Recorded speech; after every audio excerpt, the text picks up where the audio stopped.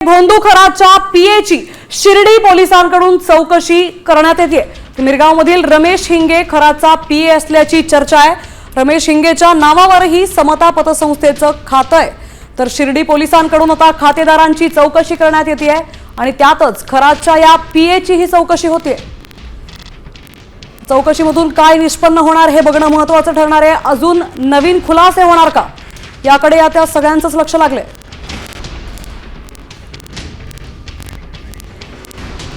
रमेश हिंगेच्या नावाची आता चर्चा आहे। खराचा पीए हिंगे याची पोलिसांकडून चौकशी करण्यात येते। पतसंस्थेत याचं खातं असल्याची माहिती पोलिसांना मिळाली आणि त्यामुळे शिर्डी पोलिसांकडून आता या खराच्या पीएची चौकशी करण्यात येते।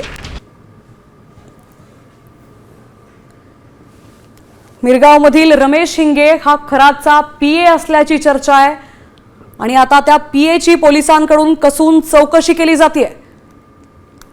समता पतसंस्थेत याही पीएचं नाव असल्याचं समोर आलंय। पतसंस्थेत या पीएचं खातं असल्याचं समोर आलंय, त्यामुळे शिर्डी पोलिसांकडून आता खराच्या पीएची चौकशी करण्यात येते। आपले प्रतिनिधी सचिन बनसोडे आपल्या सोबत जोडले गेलेत। सचिन, आता खरात प्रकरणात हा नवीन खुलासा समोर येतोय। खराच्या पीए हिंगेची आता पोलिसांकडून चौकशी करण्यात येते।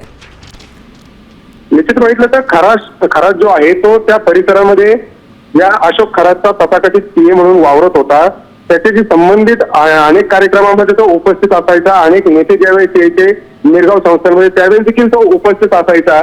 आणि आता ज्या पद्धतीने समता पतसंस्था असेल किंवा जगदंबा पतसंस्था असेल यामध्ये खरात नॉमिनी असणारी 132 खाती जी आहेत ती सापडली आहेत आणि त्याच अनुषंगाने आता शिर्डी पोलीस या संपूर्ण प्रकरणाचा तपास करत आहेत आणि त्यात या रमेश हिंगे आणि त्याच्या कुटुंबियातील काही व्यक्तींची खाती असल्याचे समोर आलेलं आहे।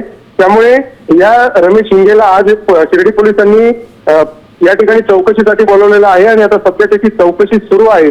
नेमकं या खात्यावरती सगळे व्यवहार जे आहेत ते कसे व्हायचे, अशोक खरात आणि या खातेदारांचा नेमका काय संबंध होता, खरंच खातेदारांना त्यांच्या नावाची खाते असल्याचं माहिती।